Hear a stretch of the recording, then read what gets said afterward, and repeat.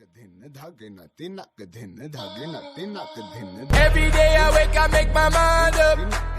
I'ma be the one, be the truth, be the way. Yeah. Every day I wake, I make my mind up. Gotta keep my mind on the because they only telling their side of the story. Out here telling lies like they on Maury. Them poor rich kids get their money all phony. But down here in the hood, yeah, we know Forex. We growing up, yeah. We got the good. Good of them assets, good of my bad. Get rid of cash before the whole market crash. So news flash, just a blast from the past. We gonna smash.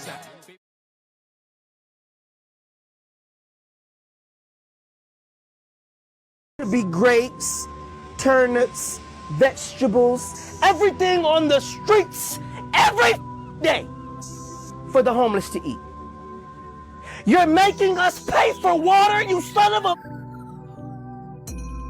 You're making us pay for grapes, apples, things that God gave us for free. Ha! Ha! Da, da, da, bullshit. You will burn in hell when I'm through with you. You will not be allowed in my Father's house at all.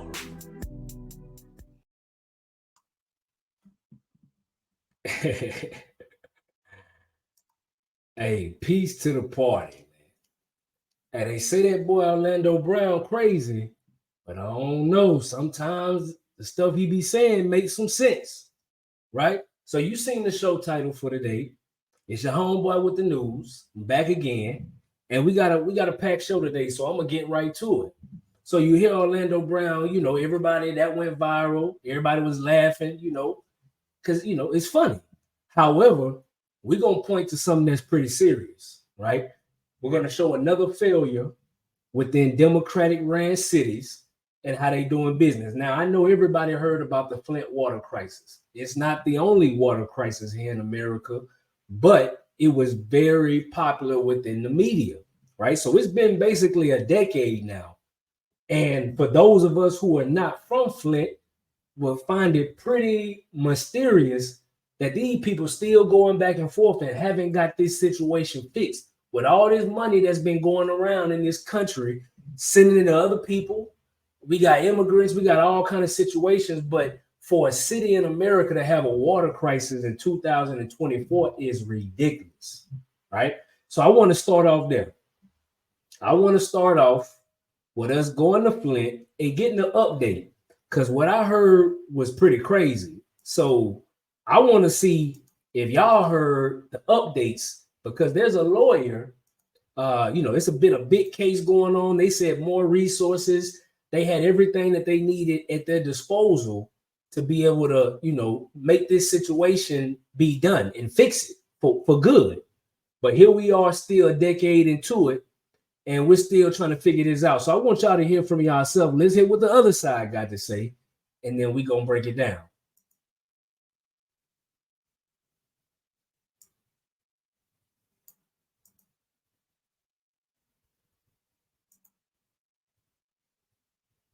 Endless resources, millions of dollars, and nothing came of it. Tonight, we're working to find out what happened to bring the criminal investigation into the Flint water crisis to an abrupt end. No criminal charges in the Flint water crisis case is a crushing reality for those who live in the city and those who were first appointed to investigate. And tonight, for the first time in depth, attorney Todd Flood speaking out about the collapse of the case. You may recall he was appointed special counsel under then Attorney General Bill Schuette when Dana Nessel took over as AG. Flood was out, and so was the investigative work done by his team. Our consumer investigator Hank Winchester live tonight with more on what Todd Flood has to say about the collapse of it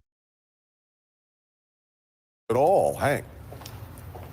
Yeah, Devin, Kimberly, Todd Flood, like a lot of people across the state of Michigan today, really just disappointed, disgusted that people are not being held accountable for what happened in Flint.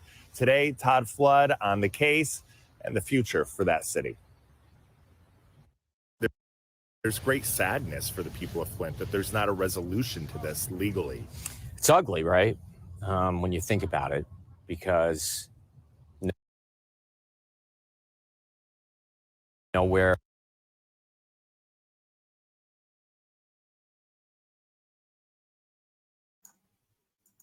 All right, y'all. So this is the attorney speaking, who's been in charge. He has all the info. Listen to what he has to say about where everything stands.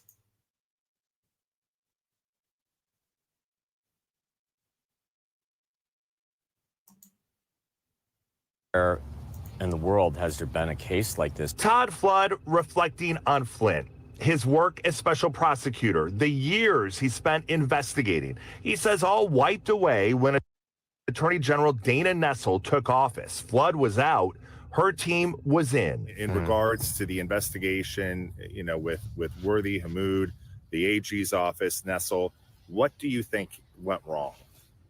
A series of things. When there was a change of administrations, we were done. Yeah. Our team was done. And when it comes to why this case fell apart, Flood says the grand jury, a big mistake. Huge mistake. Yeah. Huge mistake. They had no real significant advantage to do a grand jury, one-man grand jury. Flood and his team of investigators criticized early on. Some believe that they were working to protect former Governor Rick Snyder. He says the charges were coming. We got lower-rung people to plead. We took those pleas. They cooperated. We were moving up the chain. The AG's office releasing a lengthy statement, and it reads in part, the residents of Flint deserve their day in court.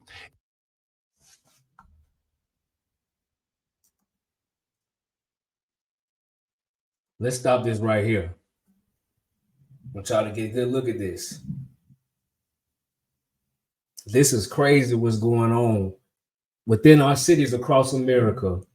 To have a water crisis going on and nobody can be held accountable for that because of the way that the judicial system was benefiting the people in charge, they're pointing to the governor of the state. This is how high up this corruption was going. All right. So just look at this here. Let's let them finish out.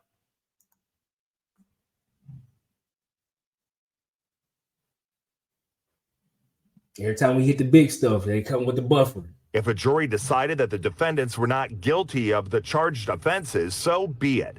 To deny the opportunity to present the evidence and to let the victims tell their story is truly heartbreaking. Our goal with each step was to seek accountability on behalf of the residents.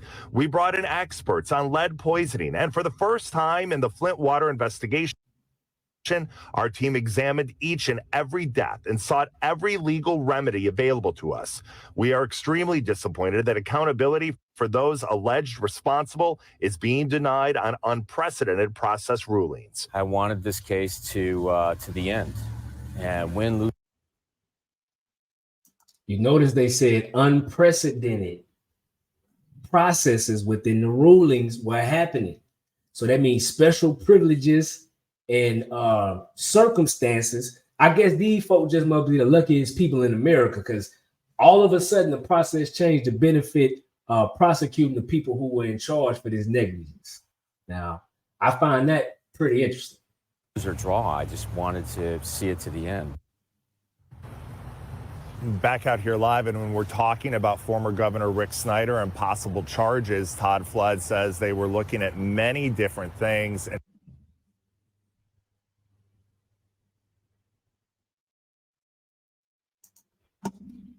So here we have it, right? We get the gist of what's going on. This isn't old. This is the updates that have been going on within the past few months. Flint is still going through the same situation. Now, remember, there was Jackson, Mississippi had the same thing that was public, but these are just the publicized situations, because a lot of times these cities were set up, the piping and the insulation and the way things were done back in the day is no longer suitable, right? And then you got places like Michigan who had a lot of manufacturing going on, right? So you can only imagine what the water sources look like when you got these mega corporations who are just worried about profit and not really how whatever their waste is may be affecting the environment around them, right? So it's just crazy that we even got that going on. So for all my people, if you tapped in, if you in Flint, leave us, let us know what's really going on, boots on the ground, and give us some insight, right? Because we just I'm just your homeboy with the news, trying to put it out there so we can highlight these things. Once again, another Democratic city, right? But like this video, subscribe to the channel. We're going to move to the next topic, right? So TikTok, the government got it out for TikTok. They want them gone. They basically forcing TikTok hand right now, which is crazy to me because it's a lot of posturing back and forth on who's right, who's wrong, right, and who's responsible. So you got some people saying that, oh, it's not really a ban on TikTok. It's just making them give up ownership to an American-based company. So for y'all who don't know, TikTok is owned by a Chinese company. This is why they're saying it's a matter of national security, because they're saying China is our enemy and that they don't want them to have all of this private American information. However, which is pretty weird because they're saying China, we get plenty of products and do a lot of things with China. They do business with Americans all the time. So it's like getting that information. They ain't really need an app to do that. But okay, this is what they're alleging, right? But, we want y'all to hear it. So we're going to talk about what they're saying about TikTok and why it's such a big enemy. Me, I ain't going to sit here and act like I'm a TikTok expert. Here with the party, we just started using TikTok like 2 weeks ago. But everybody I know has been talking about TikTok, right? And it's pretty curious to me because my first interaction with TikTok, the first thing I realized was this is not just in America. This is an international user base. So imagine if we wanted to trade information real time, a place like TikTok would be real valuable. I done seen people saying they learn more from TikTok than any other place on social media, which is pretty crazy. But why do they want them gone so bad, fam? Y'all come tap in and tell me why. We about to go listen to what the other side say, and we're going to take our conclusions from there. Let me get this pulled up. The government is now looking to ban TikTok. Give me 1 second, y'all. And for everybody know, we just simply utilizing fair use. For like the 5th time, but here's the deal. Reporting on the news. So let me get it set up for y'all.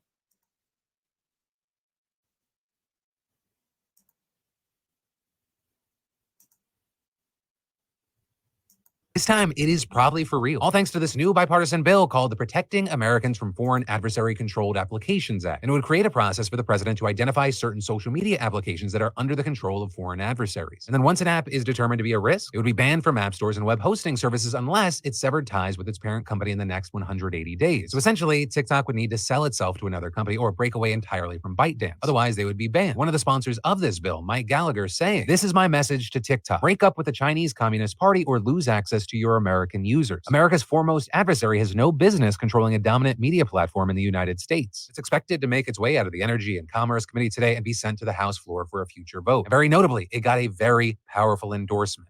The White House, with them telling reporters we would want to see this bill get done so it can get to the president's desk. Though adding they don't see this as a ban on TikTok. Instead, saying that this is about making sure that companies aren't owned by countries that want to do us harm. Right? And this is Congress's worry that the Chinese government could use TikTok to access Americans' personal data as well as show them videos that can. We gotta break this down. They're gonna tell the truth. All you gotta do is pay attention. So it says U.S. lawmakers and intelligence officials are concerned that the Chinese government can use TikTok to access personal data from its more than 150 million users and show them videos that can influence their views on particular issues, including the coming presidential election. This is what this is all about. Right now, even if you, as a content creator, putting out content about the election or anything political, everybody knows you can't monetize that in a way, or you can't advertise that, and those titles don't get the attention and traction they deserve because they don't want these topics to be talked about. So then cue in TikTok to where people can trade information real time all over the world, and you can see why the powers that be, is who we'll call them, wouldn't like that. Could influence their views on various issues. And with all this, you have TikTok not taking this lightly. So just a quick sidebar before we get to TikTok's response. TikTok is technically lying when they call this bill an outright ban, right? As was mentioned, they can avoid a ban by selling. But this, as we've seen TikTok go on the offensive by quote tweeting several US officials and saying, this bill is an outright ban of TikTok no matter how much the authors try to disguise it. This legislation will trample the First Amendment rights of 170 million Americans and deprive 5 million small businesses of a platform they rely on to grow and create jobs. And I agree with that. So technically, they're not using the word ban in the bill. That's the media posturing for clicks. But what they're saying is, if you're making me sell this company and I don't want to sell it, and if I don't do that, I can't have access to American users. I mean, come on, man. Potato. Like read between the lines, fam. There's just the legalese and the type of games that are being played, and then the way that the media is covering it. But this is definitely strong arming somebody because you want them to do what you want them to do. But why though? It's just an app, right? You got places like Facebook, you got places like Instagram, and you can literally see people get killed. I've seen in my city live streaming of killings is a thing. On Twitter and X, they literally got porn on there every day for people to watch. Is the powers that be worried about what people see on social media, or is it something bigger than that? And today, they actually sent a notification to their users telling them Congress is planning a total ban of TikTok. Speak up now before your government strips 170 million Americans of their constitutional right to free expression, with then directing users to put in their zip code, and then it has them call their representatives. So you have TikTok rallying their users. It's creating havoc on Capitol Hill. Congressional offices being bombarded with calls from users, and one House GOP staff are telling Politico, it's so bad. Our phones have not stopped ringing. There are teenagers and old people saying they spend their whole day on the app and we can't take it away. With some staff. And you see where it said we got teenagers and old people calling. So that means the range hits from people who are just barely using phones to people who are 60, 70 plus still using this app. That's a lot of power. That's a lot of power. After saying they're easily going to get over 1,000 calls today, and that some users are being rude, using vulgar names, which I want to note here. The people who are answering phones at your congressional offices, they are not your Congress people. They are the courier. They are the scribe. You're yelling at the cashier. And he is right. You know, we need to be voicing our concerns with the people who can actually do something about it, right?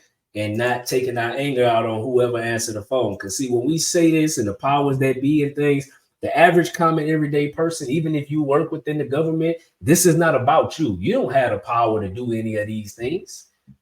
That's the whole thing. It's about the average American speaking up for their rights, the things that we say that we all believe in, no matter your color and creed, right? So this is what this is about. So anybody should be concerned for, we got bigger fish to fry than y'all talking about taking away an app. Why is this even worth any energy? This app is no different than any other app out here. You can find good or you can find bad. It's whatever you pick your poison out here, because people's lives have changed because of the internet, whether good or bad. It's just the way in which you choose to use that device. It's just like the saying, the guns don't kill people, right? We on the same thing. So right in true fashion, you know, we always give a lesson in the entertainment. So TikTok, they trying to ban TikTok. And I'm posturing and saying one of my theories is, well, it's because they don't like the trading of real-time information, because the media wants to paint narratives, and they can't do that if people have access to the truth without them, right? So let's go talk about a topic I haven't really seen much attention to, but it's very interesting, especially when you know the history. So Haiti is going down over there in Haiti, right? And I didn't even hear about much of it till a few weeks ago, but then I started, because, you know, Haiti has a real vivid history when it comes to revolting and things of that sort. And typically when other countries, when they have that type of revolting going on, they don't really like to cover that in the news, especially if it's about revolting against the local politicians and things of that sort. So I want y'all to hear what's going on in Haiti. You know, your homeboy with the news gonna put you on, and then we're gonna break it down, because y'all gotta hear this.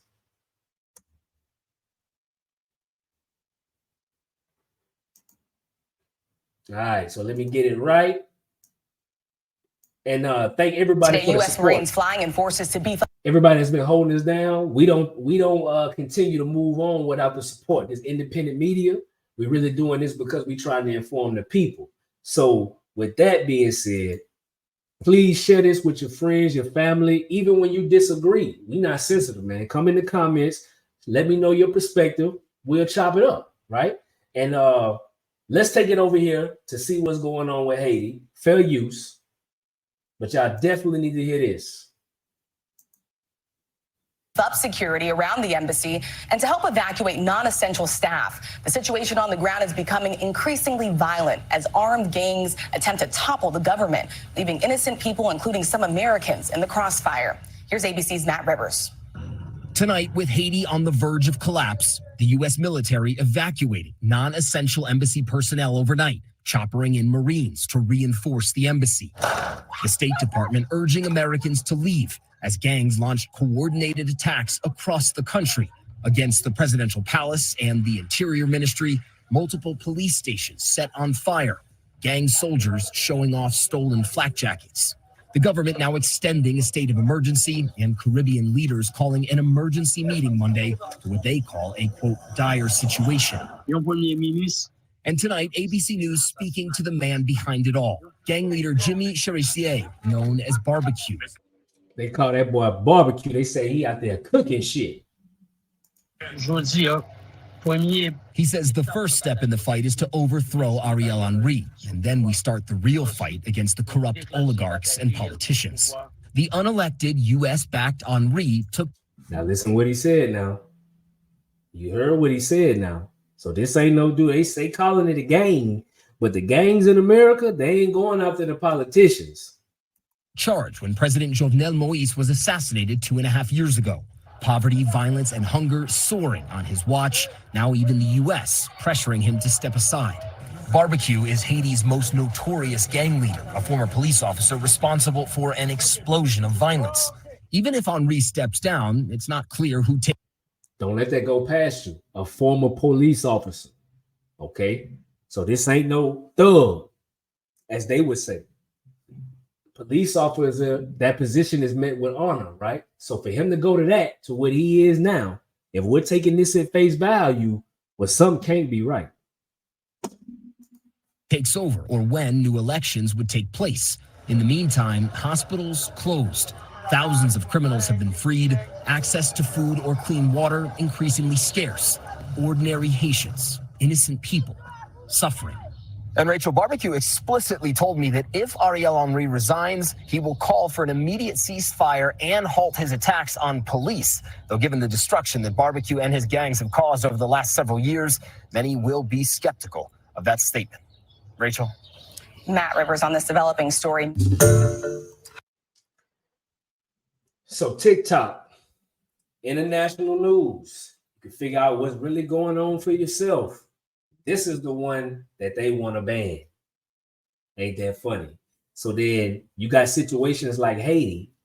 You got different things like Flint, to where having real-time access to people to spread your story, to let people know other Americans that are concerned about you, or in different countries, because these countries can interact within this app too. That's a lot of power. So this is another example and reason why we got to care what's going on. Right? We got to be diligent. We got to be involved. We got to put our egos and our ideologies to the side. Right? Now, some people, it's hard to work with them. It's hard to work with them because that's just what it is. I get that. Right? But with that, and at the same time, with that being said, there's always a way when communication is meant to be had. So we got to use our mind. We got to use our voice, fam, because it's really not happening. That's the mission and why we do what we do with the Autonomous Party Network. So that's the segment for the day, fam. Tap in, chop it up. Let me know in the comments, and we can have a conversation, good or bad. All right. But it's your homeboy with the news. I'm out of here. Like always, y'all keep it positive, keep it pushing, and I'm out of here. Peace.